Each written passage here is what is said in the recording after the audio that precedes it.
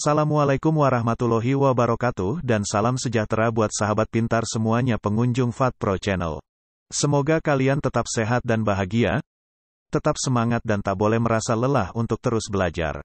Sebelum memulai belajar, jangan lupa menekan tombol.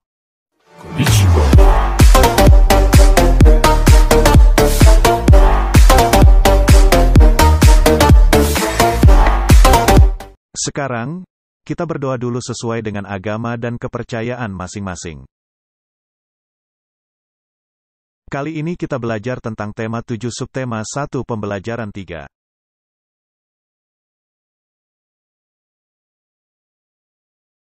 Sistem tanam paksa pemerintah kolonial Belanda. Pada masa kepemimpinan Johannes van den Bos, Belanda memperkenalkan sistem tanam paksa. Sistem tanam paksa pertama kali diperkenalkan di Jawa dan dikembangkan di daerah-daerah lain di luar Jawa. Di Sumatera Barat, sistem tanam paksa dimulai sejak tahun 1847. Saat itu penduduk yang telah lama menanam kopi secara bebas dipaksa menanam kopi untuk diserahkan kepada pemerintah kolonial. Sistem yang hampir sama juga dilaksanakan di tempat lain seperti Minahasa, Lampung, dan Palembang. Kopi merupakan tanaman utama di Sumatera Barat dan Minahasa. Adapun lada merupakan tanaman utama di Lampung dan Palembang. Di Minahasa, kebijakan yang sama kemudian juga berlaku pada tanaman kelapa. Pelaksanaan tanam paksa banyak terjadi penyimpangan. Di antaranya, sebagai berikut. 1. Jatah tanah untuk tanaman ekspor melebihi 1/5 tanah garapan, apalagi jika tanahnya subur.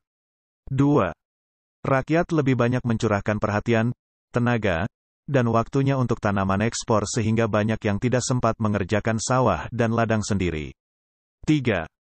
Rakyat yang tidak memiliki tanah harus bekerja melebihi 1/5 tahun. 4.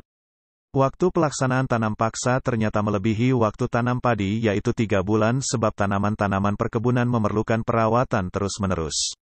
5. Setiap kelebihan hasil panen dari jumlah pajak yang harus dibayarkan kembali kepada rakyat ternyata tidak dikembalikan kepada rakyat. 6. Kegagalan panen tanaman wajib menjadi tanggung jawab rakyat atau petani. Adanya penyimpangan-penyimpangan pelaksanaan tanam paksa membawa akibat yang memberatkan rakyat Indonesia.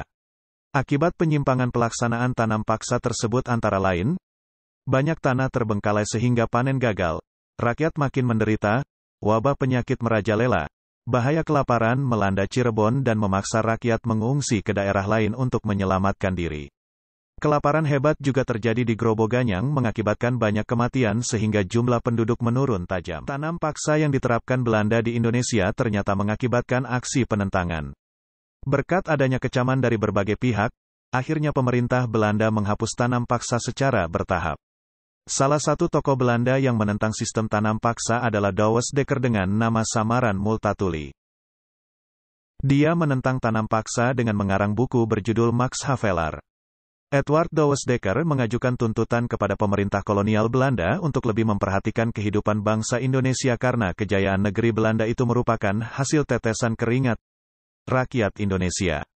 Dia mengusulkan langkah-langkah untuk membalas budi baik bangsa Indonesia. Langkah-langkah tersebut adalah sebagai berikut. A. Pendidikan atau edukasi. B. Membangun saluran pengairan atau irigasi. C. Memindahkan penduduk dari daerah yang padat ke daerah yang jarang penduduknya atau transmigrasi. Sekarang, coba temukan kosakata baku dan kata serapan dari bacaan di atas.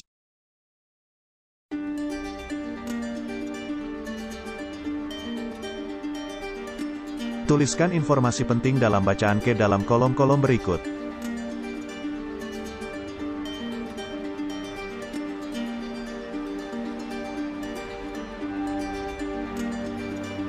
Nah, sahabat pintar, silahkan sekarang kalian baca teks berikut ini.